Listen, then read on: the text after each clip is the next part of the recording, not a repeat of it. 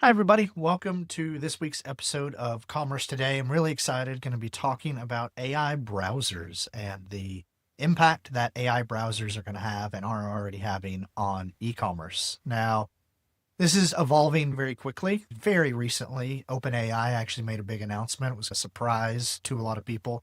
They not only announced, but released their new browser, Atlas. So by the time you're listening to this, everything may have changed again, but I'm going to try to keep you as up to date with the cutting edge as I can. So browsing had already been emerging where AI was being built into browsers, but now there's basically browsers that are AI. And that you might be like, what does that mean? Especially if you haven't tried one of these.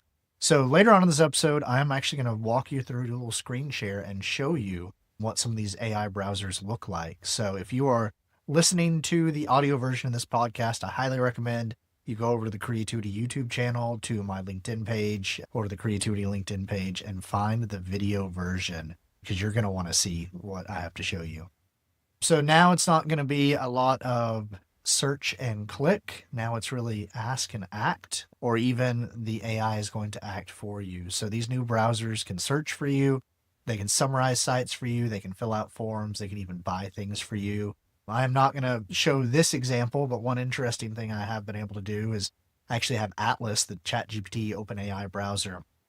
It already figured out how Creativity's email is hosted, how I check my email, how I respond to my email. And it actually suggested some agentic actions where it will triage and respond to my email for me.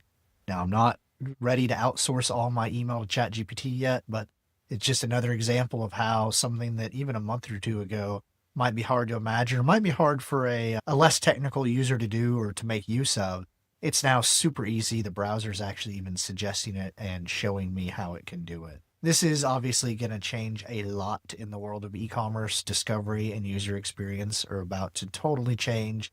We've talked about that some on some episodes of Commerce Today, but I think these new browsers, and especially what OpenAI has done, that changes here a lot quicker than a lot of people expected. So I want to dive into it. So what are AI browsers? This isn't just adding a button, looking at you, Google. This isn't just adding a button that says chat with the AI. This is actually building the LLMs, the large language models, into an agentic mode, which basically just means the LLM plus some tools that it can use directly into the browser. So you can navigate not by clicking and navigating through a site, but literally just by asking the browser to do something for you. So you can have a personal shopper or a research assistant built directly into the browser.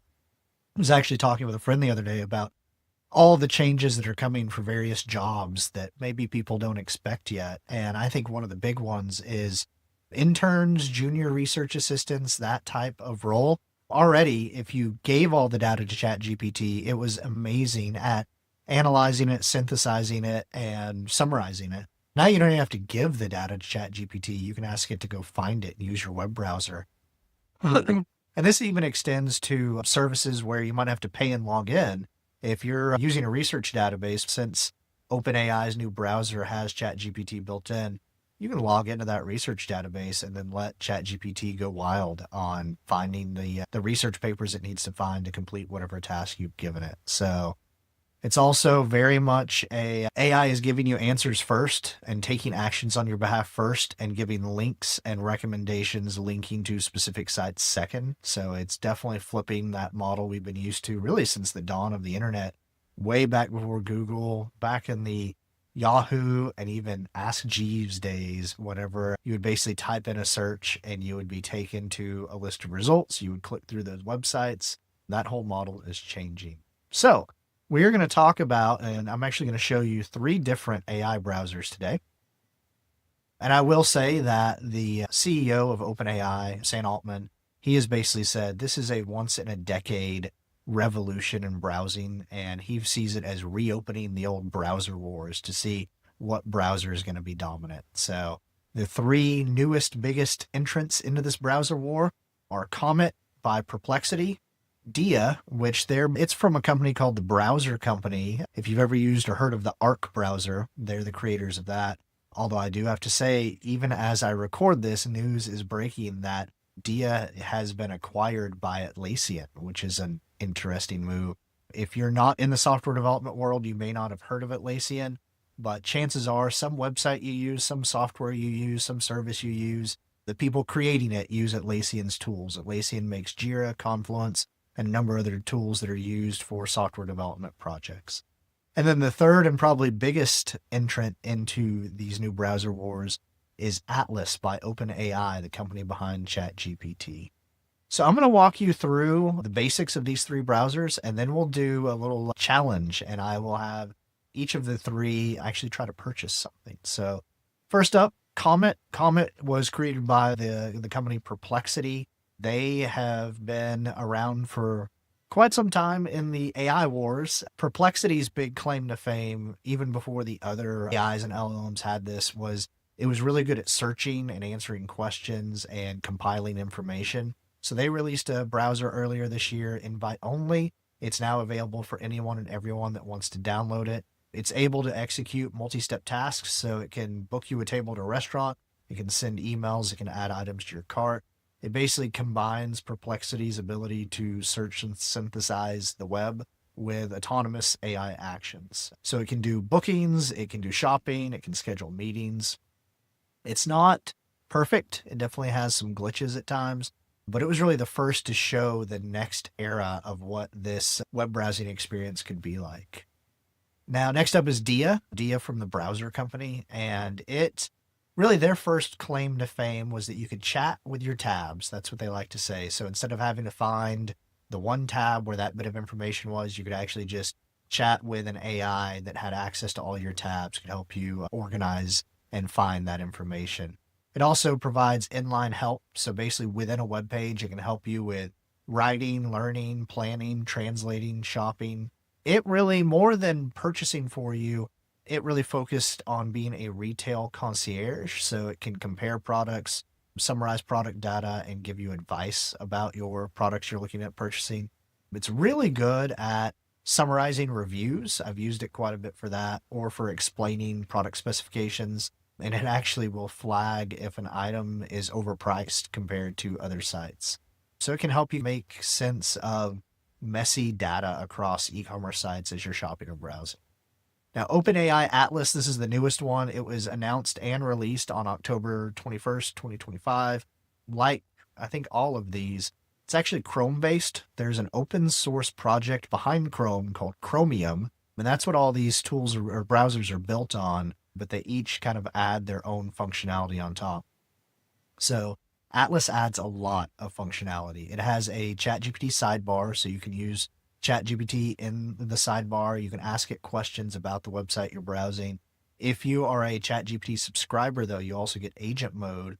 So in agent mode, it can actually click, scroll, fill out forms, complete tasks. I mentioned earlier in the episode, it can actually go through and triage or even respond to your email for you. It can log in, it can navigate menus, it can even check out. It will stop and ask you for your permission before it actually completes the purchase, but it can check out. And really the interesting thing about this browser, about Atlas over all the others, is it has browser memories. So if you've used ChatGPT before, you know that ChatGPT, if you're logged in, develops memories about you and about the things you talk about, the different conversations. It learns from you and about you. Now that learning extends the browser, and it's crazy. I have been using it for work and for some work on various projects, so I can't actually show you those memories. There's some proprietary data in there, which that's a whole other episode and story. But I will say I've been blown away by how in just 24, 48 hours of usage, it has memories. Things like, oh, Josh frequently checks his Creativity email. Here's where he checks it, how he checks it. But also a lot more detailed things like potential clients that I'm talking to and the research I've done about them and just basically all my browsing habits. It picked up that I usually go to CNN.com for my news, for instance. It also does have some options where you can tell it, don't ever learn from my behavior on this list of sites. It has an incognito mode. It doesn't have to always be watching you. But honestly, the fact that it is always watching you is what makes it so powerful. By taking all of the data that you're sharing with ChatGPT and using it to personalize your experience, this is a whole new way of using the internet. It's like the web browser is personalized just to you, your needs, your preferences. And I already mentioned, but Sam Altman, when they announced this browser, did say that his vision is this is the first major innovation in browsers in a decade. and it's going to reopen the browser wars, that it's going to unseat Chrome potentially as the browser of choice for the majority of people. I know that Google has to be a little scared. They've already seen a lot of disruption on Google search from AI. They've seen a fairly big drop in the number of people interacting with ads on Google searches. And now Google Chrome even may lose its top spot to one of these AI browsers. There's a few other browsers to watch that I want to mention. So Opera, and there's a name that a lot of us have either never heard or haven't heard in a very long time, but Opera was an alternative browser in the last browser wars. They have a new browser called Neon that has an AI copilot built into it. Google and Microsoft have disappointed me so far. Microsoft Edge has a Bing chat, so basically a version of ChatGPT built into the sidebar of Edge, but that's really as far as they've taken it so far. Google is adding a button to allow you to chat with Gemini, their LLM within Chrome, but they haven't taken the steps that browsers like Comet or Atlas have taken. Brave has added AI summaries, so that's interesting for using the Brave browser. But I think right now it's really going to come down to Comet, Dia, and Atlas. And while Dia was just acquired for a substantial amount of money, I would actually place bets on Atlas or Comet being the big new browser, and honestly, probably Atlas. So I'm going to pause here and get things ready for our demo and our little live test of these three browsers, and I will be right back with you with these browsers ready to go. All right, first up is ChatGPT or OpenAI's Atlas. So this is the Atlas browser here. I have it pulled up to the creativity.com website just because the start page actually shows some of that proprietary information I mentioned earlier. So I'm going to use the exact same prompt for every browser, and that is find the best noise canceling headphones under $200 and buy it. And we will see what happens. So it says, I can use your browser to find and purchase the best noise canceling headphones under $200. Would you like me to continue? Yes, please. And there is a warning that it's agent mode. It can do complex tasks in the browser for you. In logged in mode, it will actually use anything I'm already logged into. So Amazon or any other site. Logged out mode, it won't allow it to use those logins on those sites. So I'm going to do logged in mode.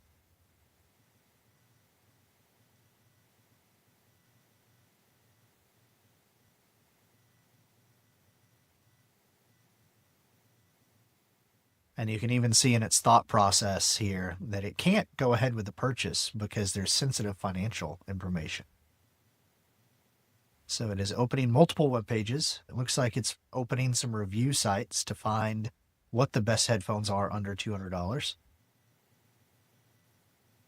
It's reviewing all of those. It looks like it's found a few that it really likes, and it's trying to find the best price.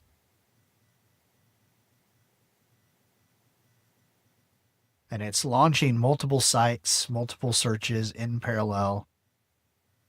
It looks like it's comparing the price between Best Buy and Amazon on this particular headphone.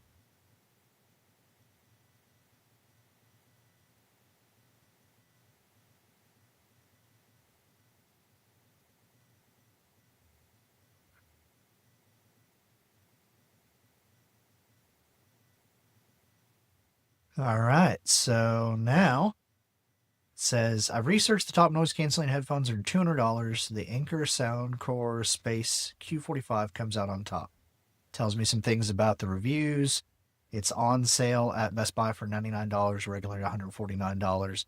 I've added them to your cart. They're available for free shipping. Would you like me to proceed to check out and finalize the purchase?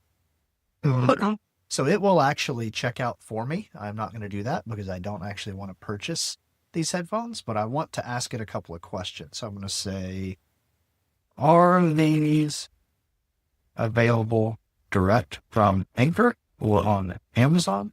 Is Best Buy really the best total price?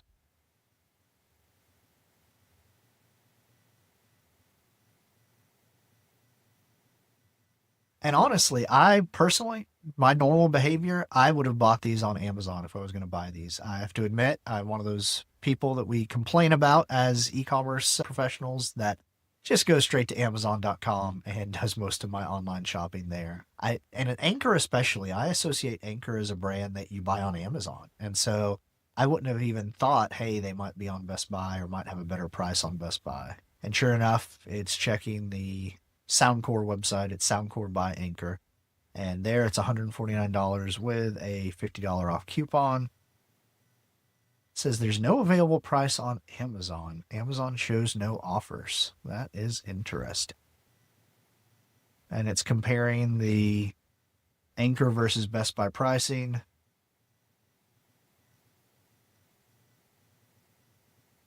And asking me if I want to buy it from Anchor, Soundcore, or from Best Buy. Can you show me the product page on Amazon? That's weird that it's not purchasable yet. So challenging it a little bit. It really helps with a lot of these AI tools, whether they're browsers or whatever they are, to challenge them and challenge their thinking. It's also very cheerful. It's funny when you read its thoughts here. It's very excited to help. So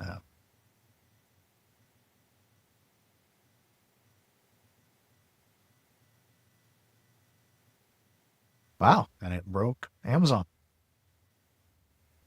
They will now search on Amazon.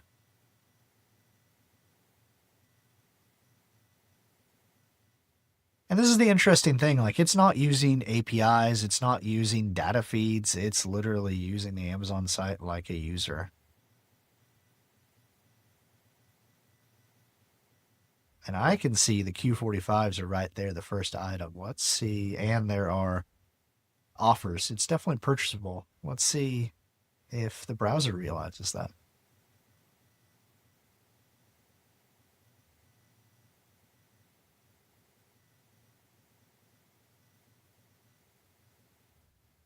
So this is a really good, oh, it wants to access my microphone. I did not ask it to access my microphone. That is interesting. It's for the dictation mode, but I'm not trying to dictate right now. It says, oh, look, it is available on Amazon.com. So this is the scary thing about these browsers. You may have the product, you may have it available for purchase, and the browser may get it wrong. So in this case, ChatGPT, the Atlas browser, told me, the user, oh, you need to buy this from Best Buy. It's not available from Amazon. And I challenged it and it said, oh, wait, it is available from Amazon. It looks like most likely it clicked an invalid link to the product page earlier. And that is what made it think that it was not available on Amazon. Interesting results from the Atlas browser. I'm going to pause and set things up to show you the Comet browser next. All right, so this is the Comet browser, and we are going to ask it the same thing. Find the best noise canceling headphones under $200 and buy it.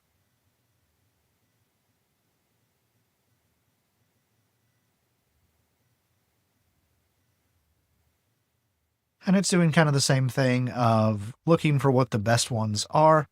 And it looks like it immediately went to the Anchor Soundcore Q45s as well as the best headphones under $200. Runner up it's found, it looks like, is a pair of Sony noise canceling headphones. It's crazy. It looked at 20 different review sites all at once. There are 20 sources here that it compared very quickly.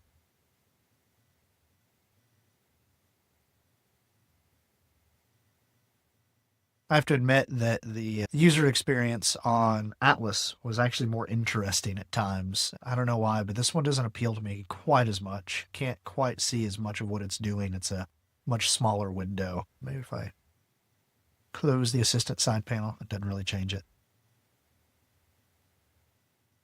So it also went to Best Buy, which is super interesting. It makes me wonder if these review sites that reviewed it, since they're probably in Best Buy's affiliate program, if they all link to Best Buy as well. So it's saying the Q45s. It said, I attempted to purchase for you via Best Buy, but their checkout process requires you to sign in or check out as a guest. I cannot complete the purchase directly on your behalf due to these requirements. Now, back on Atlas, it would have actually done it for me if I was already logged into Best Buy, which was an interesting difference. Also, we're going to talk, this is part of 3 different episodes we're doing on the AI impact on e-commerce.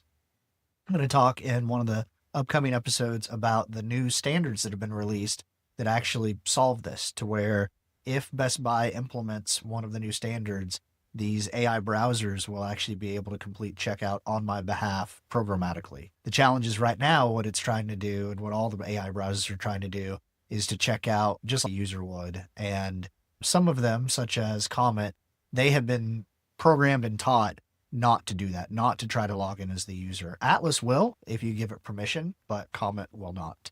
I will say Comet got to this point a lot faster. I will do the same thing though and say, is this the best place to buy these from? Are they available direct from the brand or on Amazon.com?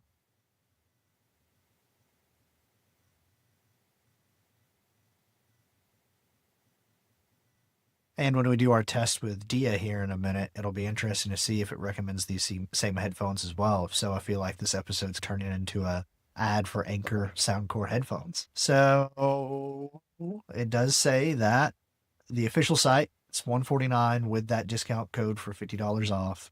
Amazon is frequently discounted with prices dropping below $100 during major sales. It's not actually giving me the link to buy it on Amazon or showing it to me on Amazon, though, like Atlas did. So definitely with Comet, if you aren't the site, like the first site that it thinks of to take the user to, the user's never going to see your site, which is a little scary. But so that is our test of Comet, and I will set things up and we'll do our test of Dia next. All right, so this is the Dia browser, and we'll give it the same test. Find the best noise canceling headphones under $200 and buy it. Searching.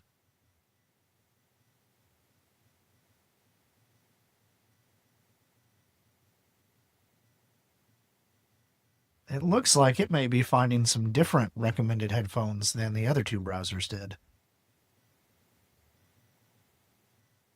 Wow, and that's a headphone that the other browsers did not even find or mention. Excuse me, but it says that I can't complete purchases directly. Use the links above. So let's see where it's going to send me to buy this. To Amazon.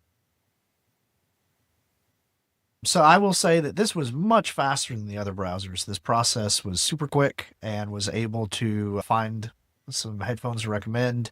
It did find more expensive headphones than the other 2.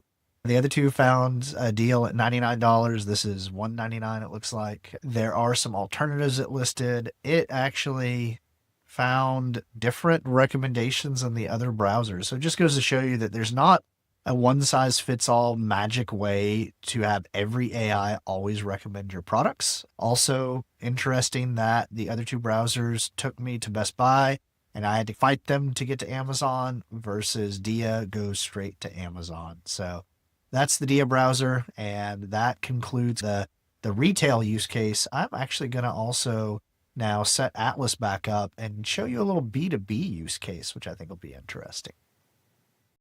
All right, so we're back in the Atlas browser, and I mentioned I want to show you a B2B use case. So I am actually going to say, I need 1 ton of number 3 rebar delivered to a job site in Plano, Texas next week. Please find the best place I can buy it from online today.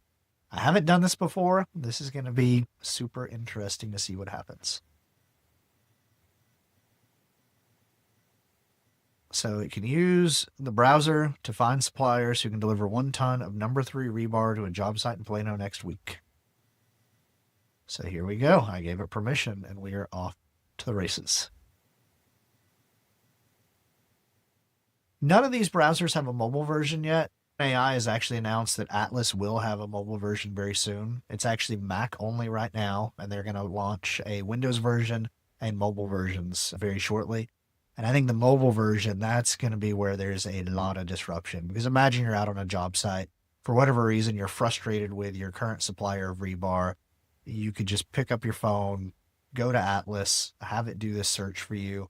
We'll see what sort of results it gives. But assuming it's good results, then this is going to completely change B2B buying online. So it's looking at cost details to find what a reasonable cost is for a ton of rebar. Which I don't blame it. I actually, to prepare for this, Googled to find out how you even buy rebar. And that's where I found the idea of purchasing a ton of number 3 rebar. And wow, it already found, it took it 58 seconds and it found 3 places that I can purchase from. So Rebar Concrete Products here in McKinney, it's local. They offer various rebar sizes, free delivery for orders over $1,000. Price isn't published online, so you need to call for a quote, but it should fall near the market range. Because they are only 15 miles from Plano, they can likely deliver a full ton of rebar next week. Texas First Rental Supplies says they can drop ship rebar in full or partial truckloads with quick delivery, and it's a quote form.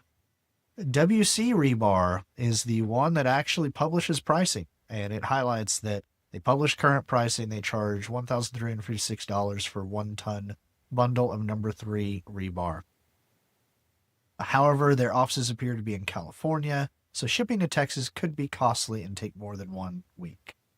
I'm going to actually say I don't have time to call anyone. I need you to find a supplier that can deliver to Plano next week that has pricing published online.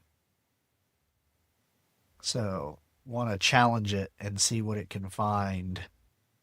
And there may not be rebar suppliers that deliver to this area that also have their pricing online. If there are, and if I actually needed rebar, that's who I'd be buying from. But let's see.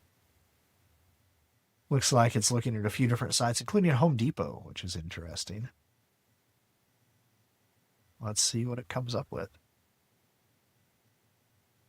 Metal Pros. A Shopify site with Shop Pay. Now that's super interesting.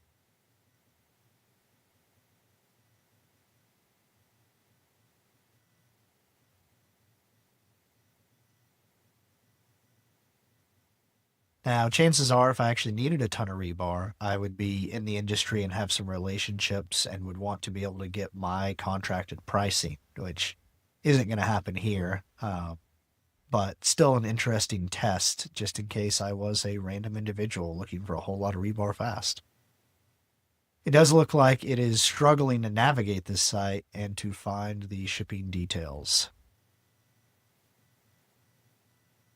And again, it's the interesting thing about these browsers, these AI browsers, they're browsing. They're trying to use the site like a user. They get confused. For instance, it's now on Lowe's looking at a screw that is definitely not rebar and is a lag screw. So it's very different than API-based, programmatic, data feed-based. They're actually navigating the site, looking at the site. I think it's now telling me that it recommends Metal Pros, and it was not able to actually, and it's funny, it doesn't tell me this. It doesn't say, I wasn't able to figure out how to click the button to get a shipping quote. It just says, it doesn't show shipping costs, which not quite true, but it's why it's so important to make it easy for these LLMs to navigate your site, because if you don't, they'll just tell the user, oh, they don't provide shipping quotes. A little frustrating, but it says, given Kentucky's proximity to Texas and typical freight shipping times, ordering this week should allow delivery to Plano by next week. Fun. So yeah, it says if I absolutely need to order it online, I should go with Metal Pros LLC. Otherwise, I should give WC Rebar a call because there's no online cart. You have to email or call to confirm availability and arrange shipping. Yeah, I like so much happening in e-commerce. I think the B2C side is a lot smoother. There's a lot more work to be done on the B2B side with these new AI agentic browsers. And we're actually going to talk here in a minute about some of the work that you need to be doing. And I have a whole new episode dedicated just to, if you have no budget, low budget, or healthy budget, what you need to do right now about AI. Hang on just a second as I wrap up Atlas here, and we'll be right back with you. So I hope you enjoyed those live demos. You can see what these browsers can actually do, and hopefully you could pick up on why I am so excited about the Atlas browser. I feel like that one is really starting to deliver on some of the promises that some of the AI browsers and AI systems have been making. A few quick, I know this is a little bit longer episode than usual, but a few quick items implications for e-commerce user experience. And then definitely stay tuned. We're going to have a couple more episodes in this arc specifically about agentic shopping and those new payment standards. And what I mentioned just a second ago about the next steps you should be taking right now for AI readiness for your e-commerce business, whether you have budget for it or you actually haven't allocated any budget yet. So few of the implications. So you saw that AI will often just answer directly, won't show the site, won't show its work basically. The 2 of the 3 browsers recommended the exact same set of headphones from Best Buy. They even argued with me and said they weren't available on Amazon, even though they were. It's interesting. It's definitely going to continue to lower the amount of web traffic that you're getting. I think it could be an interesting thing to watch over the next year, though, because I think when that traffic does come to your site, it will be converting at a much higher conversion rate because basically the research is done. The browser has actually done the research for me, told me which set of headphones I want to buy, told me where I want to buy it from, and either completes the purchase for me or gets me right there up to that point. But it's also cutting out all of that work that users used to do, reading different sites, watching videos, all those things, trying to build up that knowledge of the product. We're basically outsourcing all of that product knowledge to the AI, letting it handle it for us, which is why it's so important that you are showing up in those AI systems. Also, you don't really Google anymore. You actually ask questions, and it's a very different experience, a very different user journey. So used to, you might look for the best trail running shoe, and you might Google for that. You might watch some videos. You would definitely be hitting some Google searches one way or another around those keywords, building up that intent, building up all that data that we as advertisers can then target you with. That's going to go away because now you just go to the AI and you say, hey, I'm thinking about trail running shoes. It'll suggest products. Now, the biggest change, and this one is a very small percentage of users are doing this right now, but I'm one of them. I'm using the new ChatGPT Pulse. It's a new service where every single morning ChatGPT actually suggests conversations. So it will go through and it will start up potential conversations, do a little bit of research, give me an answer to a question I haven't even asked yet. And some of this it pulls from Google, from my email, from my calendar, from recent conversations. But a lot of it's coming from that personalization data that ChatGPT has built up about me. So really interesting thing is I've been talking with ChatGPT a lot over the past few weeks about some family photos that I was planning on taking, talking about my camera, my lenses, the setup, how it went.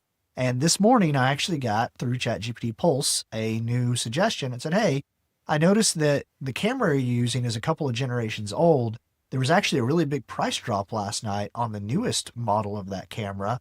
And here's a place you can go buy it from if you'd be interested in upgrading your camera to the newest version.